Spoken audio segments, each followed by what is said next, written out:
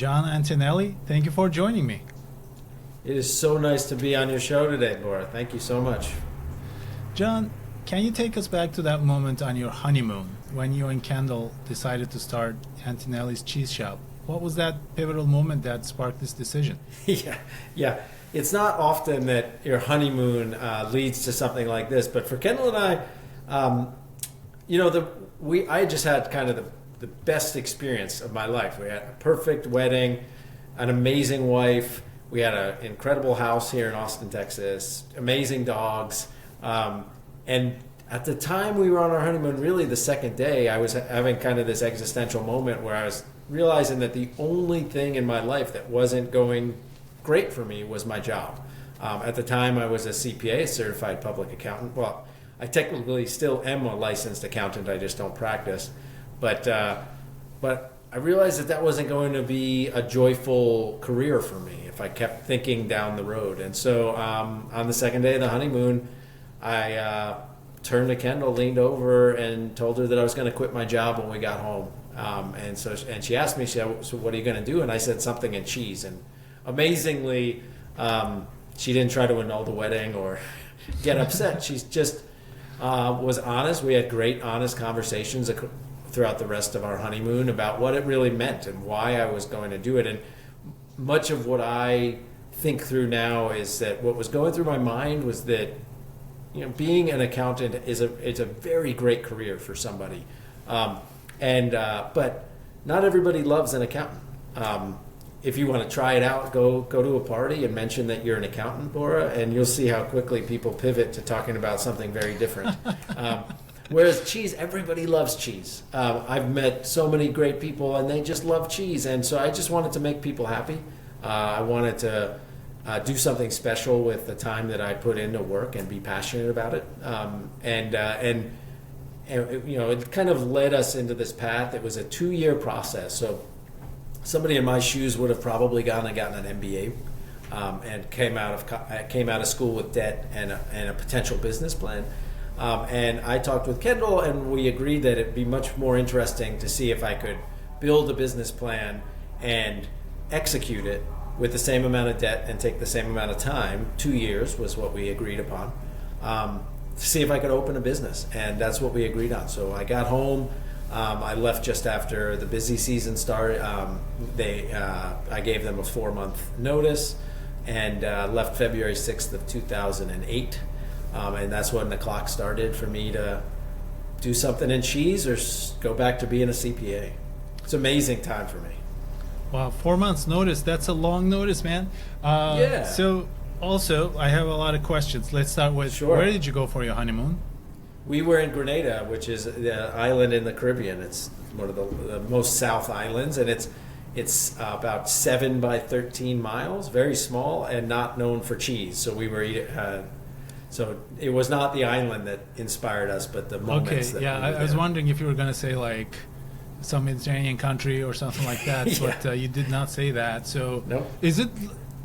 Are you joking when you say that the motivation was that everybody loves cheese? But That's what we think. That's where it came. When we look back on it, it was that I knew at the time that I was not passionate about my work. When I was in college, I remember I ran a bunch of programs on campus at Georgetown University. I was the chairman of the board of directors of the largest student-run company in the country, and I was doing all these extracurriculars, plus going out at nights with friends, plus managing a really high GPA. And I realized that passion is enough to carry your energy levels through anything. And I wasn't tired, I wasn't overwhelmed, but as a CPA working 8 to 12 hours, I was exhausted. And so it led us to eventually coin one of our core principles, which is passion with purpose, because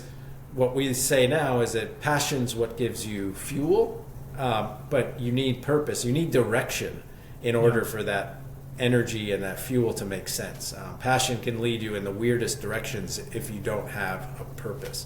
And so that's what that 2-year window was all about for me, was finding purpose, finding passion, and then finding a purpose behind it, which is to make people happy, to spread joy. And cheese does that for sure. Well, it's interesting. I guess it could have been cheese or chocolate. Chocolate would have been the second one, right? Absolutely. And Grenada would have made more sense for that. They make For that incredible chocolate. Yeah. So now, before you started Antonelli's Cheese, were you personally a cheese snob or cheese aficionado, or like did you know a lot about different kinds of cheeses, or did the learning come after you made the decision? The learning definitely came after the decision. And even more so, Kendall, together, during that process, we realized that the two of us are at our best when we're doing three things: when we're eating, when we're talking, and when we're hanging out together. And so I've always been a good eater. She has too. And cheese, I didn't know much about anything with artisanal cheese. In many ways, I was thinking about a grilled cheese concept to open.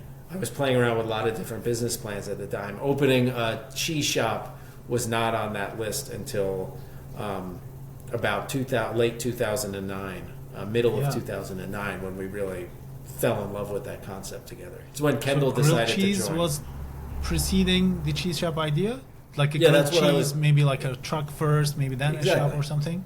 Yes, and at the time there were only 2 grilled cheese companies in the country, and so it was a nice market to potentially move into. But I'm so much so much happier that I'm not standing over a hot griddle every day. Instead, I'm getting to talk to people about these amazing producer stories and flavors and products. It's been such a joy to be in the business that we are now. But it definitely, the first iteration, the first start was with a grilled cheese club out of our house that we were sharing flavors with whomever would show up and want to come and taste grilled cheese sandwiches. But eventually that led to us talking about artisanal cheese, and I just fell head over heels for these amazingly important economic and cultural products that exist all across the world. It's so cool. Well, this is so interesting. I'm especially interested in the grilled cheese concept because I love cheese, Yes. so I've always loved cheese, I was born and raised in Turkey, so like cheese is a big part of the Huge. culture there. All different kinds of cheeses. Like feta cheese is like the cheese of the country. Everybody has feta cheese, but then different kinds of cheeses. And then I've always loved it. So now my morning routine right now, I also try to kind of get good at understanding coffee, kind of like doing pour over. I spend like a good amount of time with like measuring everything, just making really nice coffee for me and my wife. Followed by, I just introduced this about 2 months ago, like experimenting with really good grilled cheese. So there's like a specialty shop here where I go and get 3-4 different kinds of cheeses every week. There's a bakery, get really good bread, really good butter, and then experiment with it. So actually my wife got me like a kind of like not a panini maker, but one of those just to kind Sure. of make it even better, grilled cheese. So I try at home. So like I'm super interested now about the tell me about those grilled cheese hangouts people are coming to, that kind of, and then what happened, where like what kind of feedback were you getting that led to, all right, like this cheese stuff is more than just fun, it can be serious. Yeah, well, at first we were doing all sorts of grilled cheese sandwiches. It was not nuanced. I did not have the education that I have now in cheese, but it was things I was experimenting, actually cooking on the grill. I was experimenting with different combinations of flavors. Were you different mixing cheeses for the grilled cheese? Or Sure, yeah. absolutely. Yeah. No, sometimes you to get a creamier texture, you need to mix 2 cheeses together. We were doing things like buffalo shrimp blue cheese grilled sandwiches, which was amazing. Where were you getting those cheeses? Like buffalo shrimp? I haven't heard of that. Buffalo. So it was a shrimp, cooked grilled shrimp, coated in an awesome buffalo wing sauce that I made at home, and then it was a combination of a couple cheeses to make a blue cheese, not a sauce, but a blue cheese spread, and then that was part of the sandwich, with butter, lettuce. And so we were playing around with a lot of it. And the Grilled Cheese Club, it was a lot of fun. We enjoyed it, but what we found along the way is we were spending most of our time in the kitchen. And we're doing all the prep, and I'm spending all this time going to stores and finding what we want, and which is great. But I told you already what our three strengths are. None of them are cooking in the kitchen. And so what we found ourselves doing is, instead of having a 4-course grilled cheese dinner, which is what we started at doing, we started... What are the courses? Well, it would depend on the meal. But they would be 4 different courses of grilled chease sandwiches for an evening. And it was incredible. I love it so much. much. It's amazing. It was so much fun. But it was me in the kitchen and Kendall in the kitchen. And that wasn't really something that we had thought would be... We had never planned for us to just be in the kitchen all the time. Kendall and I are very much wanting to be out in the action, and we want to host people. We're really good with hospitality, and when you're in the kitchen, your focus is on getting the right ingredients on the plate at the right temperature at the right time, getting that flow of service. And we more enjoy the hospitality piece, making sure that they feel the way we want them to feel throughout the experience. And we weren't getting that opportunity. So then eventually those 4 courses turned into 1 course was a cheese plate.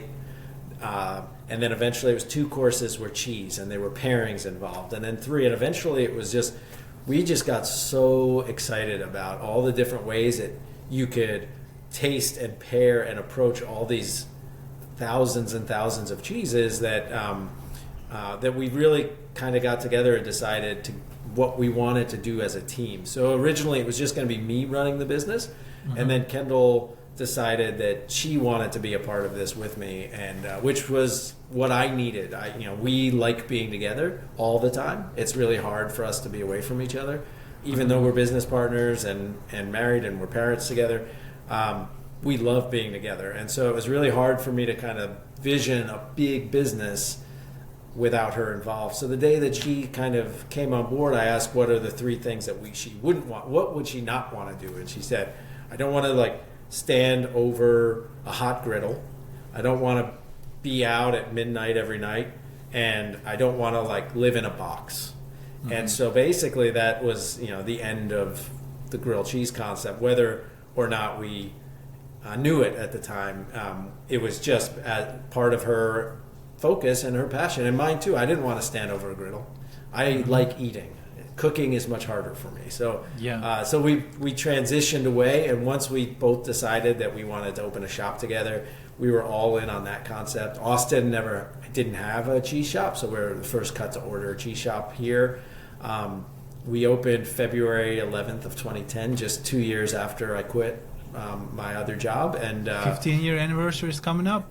Yeah, 15-year anniversary. In 20 days. It's amazing. February 10th. Incredible. 2025. 15 years. When we first opened, part of this was just my MBA program. So unlocking the door of the shop was the culmination of what I aimed for. It was the goal. Mm-hmm. It was the target. And we really, food businesses don't last more than 18 months generally. And so we really thought that after 18 months, we'd be back to our old jobs, having done something pretty cool and had a good time and learned a lot. But I still can't believe that we've made it over the ups and downs. There have been a lot of them over the course of the last 15 years. And so we've been really blessed.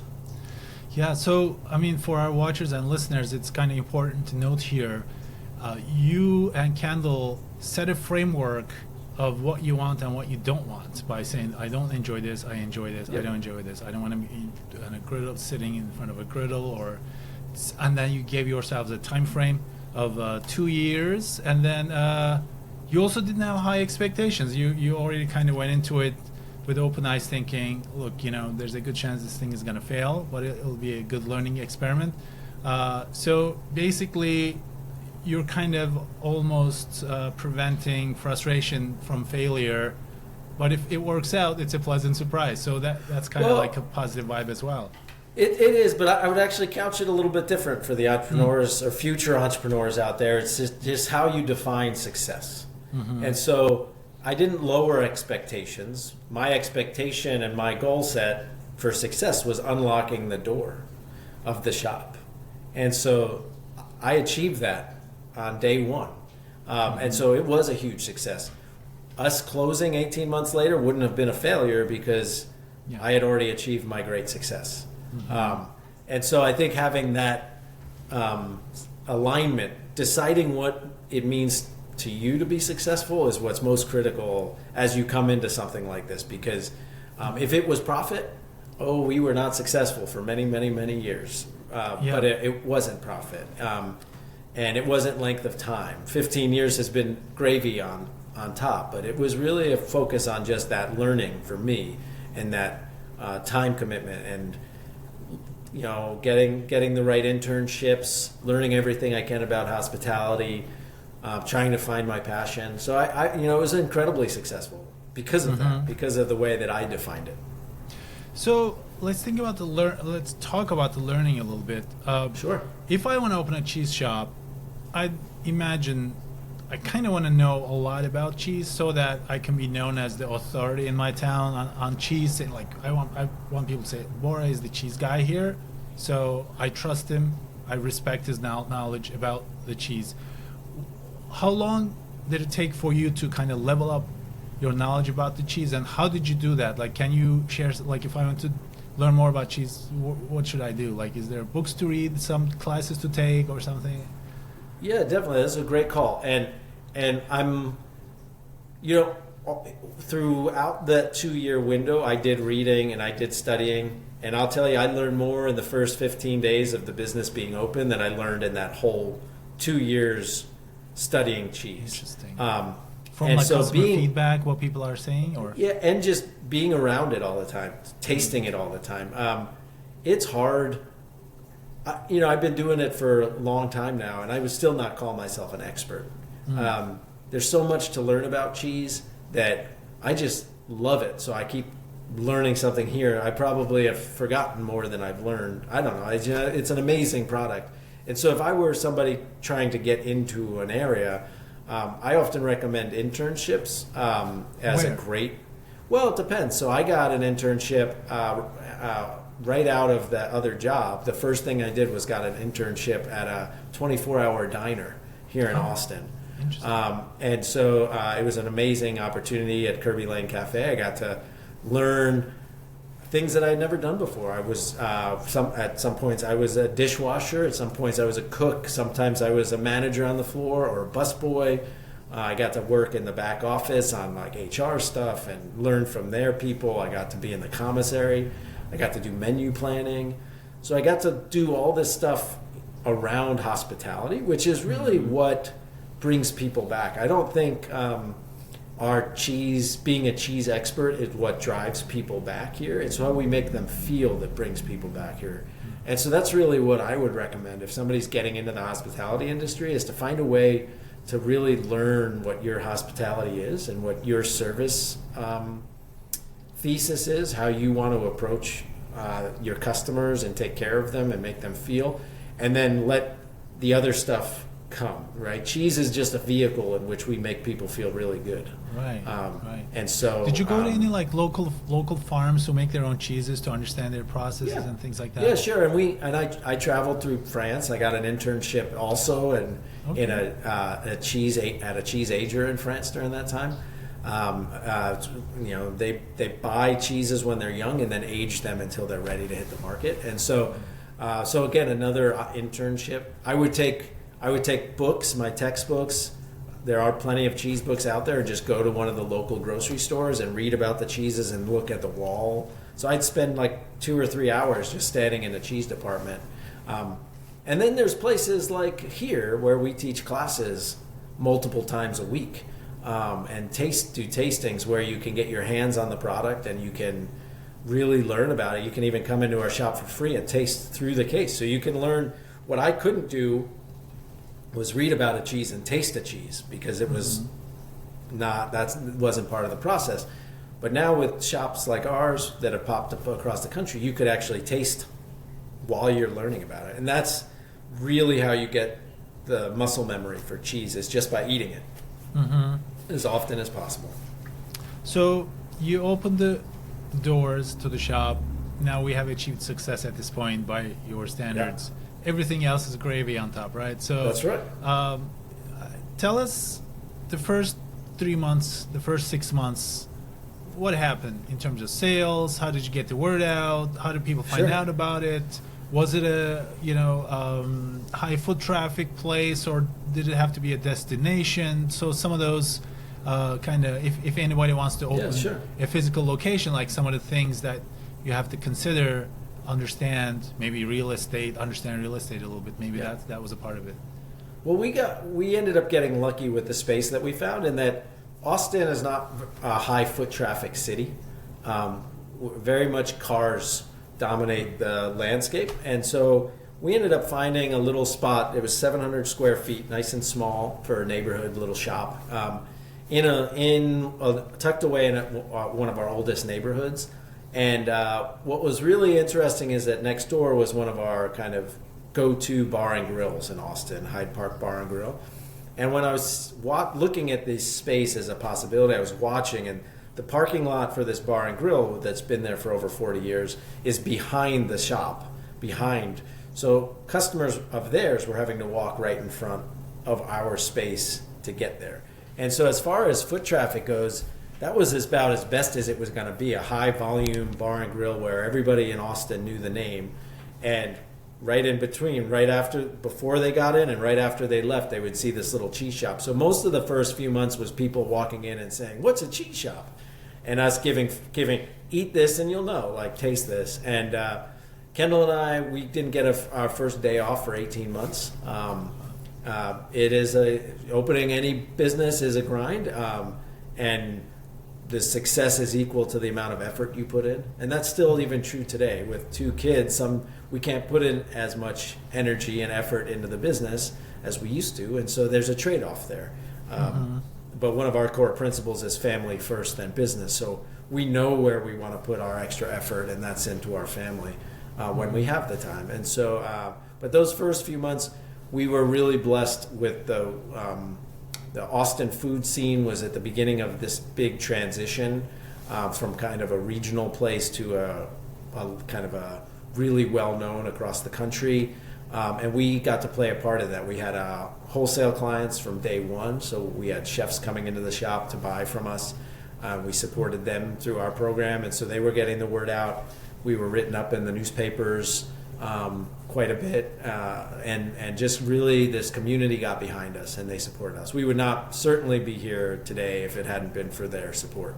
And we had, part of my business plan was that I got some great advice, that even though the business plan was a complete entity, to always keep some of the aspects and features of it for later rollout. So basically every 2.5 months, we'd roll out a new sort of service or offering, and that would keep us relevant in the buzz world. And then we started doing some what we call buzz marketing, guerrilla marketing, and we found some really cool ways to do free picnics around the city.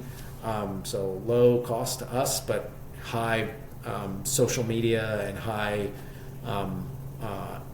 application for the newspapers to write about. So we were really blessed for those first. Well, still we're really blessed still, but those first few months we were strategic. We waited to roll out a cheese tray program. We waited 8 months to roll out our events program.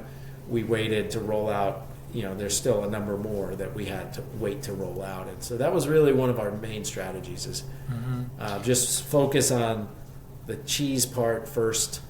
We had a very limited selection because we didn't know that much about cheese yet, or charcuterie, or chocolate. Now we know a lot about honey and jams and wines and beer, so we have a much broader selection than we did in that first opening time frame. We've grown into ourselves, I guess.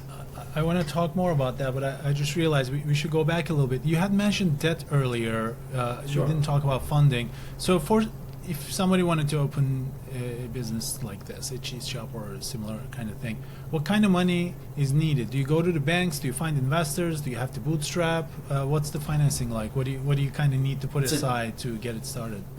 That's a great question, and it's really city specific. It's a lot more expensive now than it was in 2010, for sure, to do what we did. But those are all great options. The bank generally doesn't step up to the plate unless you're 18 months into business already. Like SBA loans aren't that easy to get, especially if it's your first business. And so we struck out there. We bootstrapped. We did some family funding stuff, and we got to where we needed to be. And again, it was just cheaper. It was a small space, 700 square feet. And now we've expanded a lot since then. We've doubled the size of that space to add a lot more tray business, prep space to it. We acquired a property directly across the street from the shop back in 2011. And so even though we had almost been in business for 18 months, the SBA still wouldn't sponsor us, even though we were buying an asset like a house. So we had to go get another bank really stepped up and helped us out there in the very last minute. What was that property across the street? What was that for? It's the space that I'm in right now. It's a 115-year-old house that is, it is directly across the street from our shop. And in this space, we now do about 400 to 450 events a year, classes, tastings, private events. We have some offices in this space. We have a walk-in cooler, which has been great for our business. And so this was a really amazing opportunity for us when it came up on the market. So you had mentioned you waited 6 months, 8 months, 10 months or something to kind of introduce these new concepts.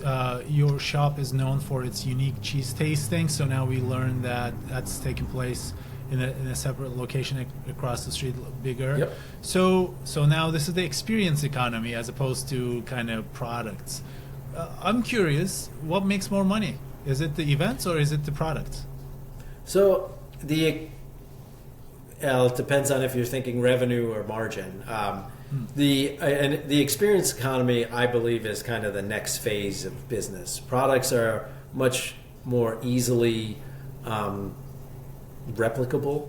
And so what we do in the cheese shop, we actually sell an experience. You walk out with cheese, but the experience is why people come, and the experience is why people come back, even in the shop. So the products change, the products fluctuate, but they come back for our cheesemongers for that high-touch experience when it matters what you're serving. You don't want to take a chance to just pull something off a shelf. You want to know that you like it, that you'll be proud of it. And so that's why people come to us in the cheese shop. But our event space is, from a margin perspective, any events business has the opportunity to fluctuate gross margin and cover a little bit more because you're selling truly an experience. So the product is just a small part of it, more so than a retail outlet. A retail outlet still is similar to grocery, and so you have to be competitive there. But for this space, we were blessed. When we first opened, we knew we were going to do events. In this shop across the street, we had a picnic table that could only seat 6 to 8 people. And we would do those events. At first, it was just twice a month, then 4 times a month, then 8 times a month, then 14 times a month. And now we have this space. And last year, we opened a new location in South Austin, which kind of parlays into our new vision for our company. Because I want to talk about a couple other parts of the journey that we've been through, just the highs and the lows. But the new vision for our company is really built around the experience economy and built around the experiences that we offer and that we love to offer. We are at our best, really, when we're standing in this room talking about the cheeses that we love and sharing new bites with people. And so we designed this new vision to really focus on that. So we're opening we opened our very first full tasting room. So in this tasting room, we have 32 seats for guests. We have the ability to serve beer and wine by the glass. In the back of the house, we have the ability to make trays for takeout. So between 11 and 4, Tuesday through Saturday, you can come and pick up a party tray from that location. And then for our Cheese Club members, they have an additional pickup location. So our Cheese Club is kind of a monthly program where Kendall and I select the products, 4 cheeses and usually some add-ons that are new to the business or something special for the season. Our April box of 2025 is going to be one-of-a-kind cheeses, so some of the cheesemakers are making them just for us so that we can sell them for that month. And so it's really fun, and so it's another pickup location. And so we had this vision came to Kendall and I. It was the morning of February 2nd of 2023. We had just had a really intense holiday season. I was dealing with some health issues, and I had a broken foot, and I was kind of having a small mental health crisis. Kendall and I are both survivors of depression, so mental health really matters to us. And in the morning of February 2nd, I woke up at 4 o'clock in the morning and rewrote the vision for our whole company. Kendall woke up around 6:30. I showed her the new vision. She approved it. By 2 o'clock, we showed our director of operations the new vision. And the following week, we rolled it out to the whole team. And that vision is focused really on this part of our business, the events, the trays, and the cheese club. Because we think, at the end of the day, this is where we get to build community. And this is where we get to bring people together. We get to spread joy at its most complete. And we get to have the most fun doing it. And so that's really where we came to be focused on trying to be the number one cheese experience company in the U.S. And so that's really what our focus is. So you unlocked another question when you mentioned it's similar to a grocery. Then now I'm curious. Like if somebody asks you, like, why wouldn't I just go to Whole Foods? They have a great cheese selection too. Like, what do you say to those people? They definitely have a great cheese selection. There's no question about it. And they could, in theory, come and look at their headquarters is 5 minutes away from here. They could come and look at everything that we sell. Their main cheese person, Kathy Strange, lives in Austin. She's amazing and incredible. And they have a great program. Because of the volume that they have to do, they're unable to do a cut-to-order program. So everything lives under plastic wrap a little bit longer, and plastic wrap isn't great for the cheeses. And so at a place like ours, you get to come in and you get to sample it before you take it home, because every wheel of cheese, even if it's for artisanal products, I have to say, each batch is going to taste different than the last one. So even if you had the cheese 2 weeks ago, it might taste different today. And so we really encourage people to come in and taste a bite of it before they take it home. And then we can cut it into any size or shape not any shape. We can cut it into any size they want.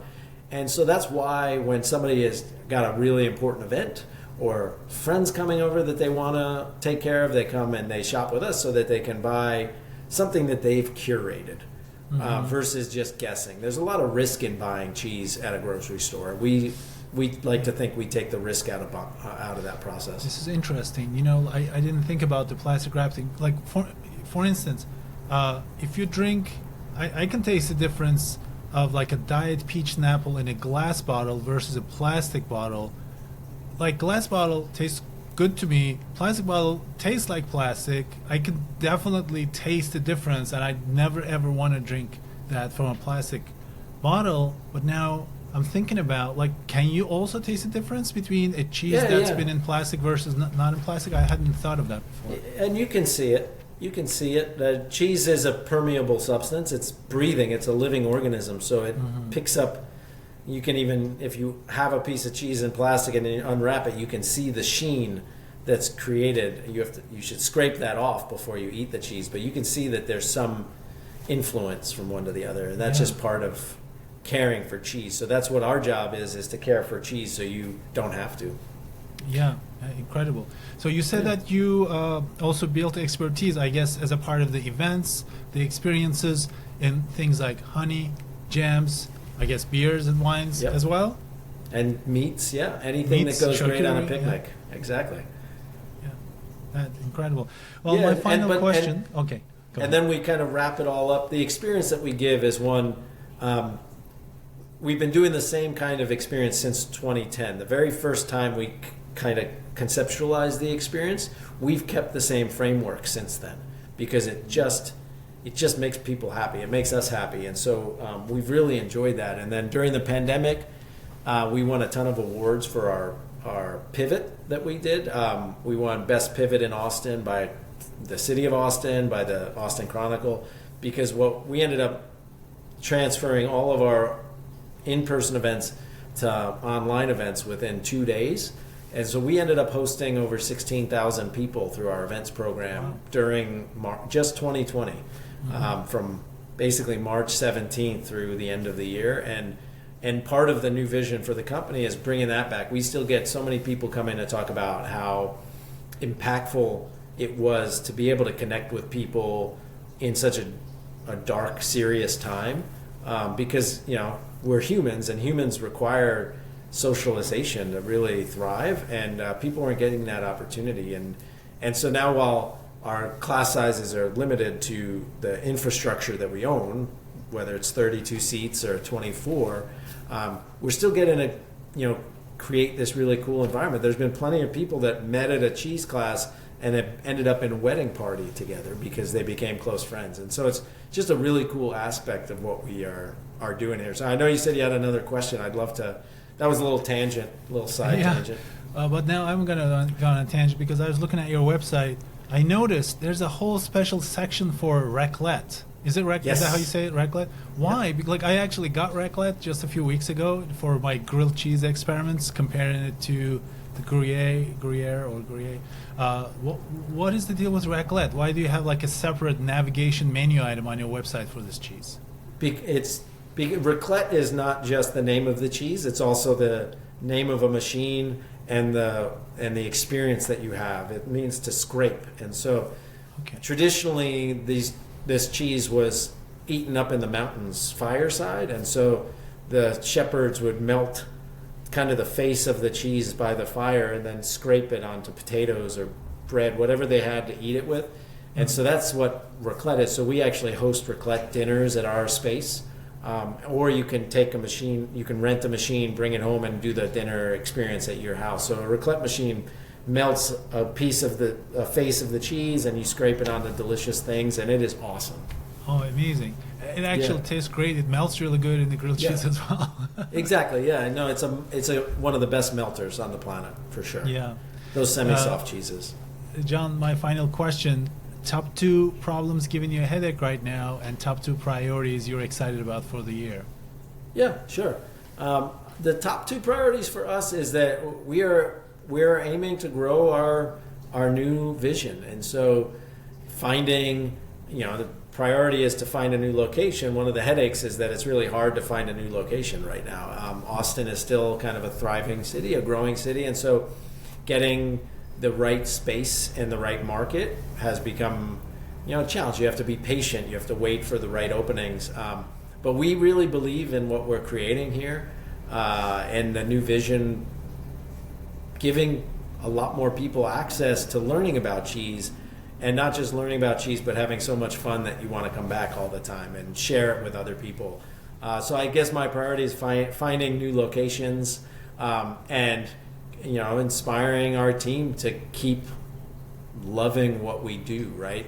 And breaking bread and building community. The more we can bring people together right now, it's a very polarized country at the moment, and the more we can bring people together, breaking bread, the better we feel the future looks. So those are my priorities there. The biggest challenges will be financing. We're mom and pop essentially. And so making sure that we manage our cash flow so that we can scale without putting the business at risk. We have about 38 team members that rely on us for their income, and so we don't want to risk making bad choices there, and then finding a space. So we've elevated to having better problems than we used to have. There's always going to be challenges. There's always going to be problems, but we just hope that we have better problems each year. And seems like that's where we're at right now, which is very lucky. John Antonelli, thank you for sharing your journey with me. Thanks, Bora, and I can't wait to hear about more of those grilled cheese sandwiches. You're right. You hit me on my heartstrings right there.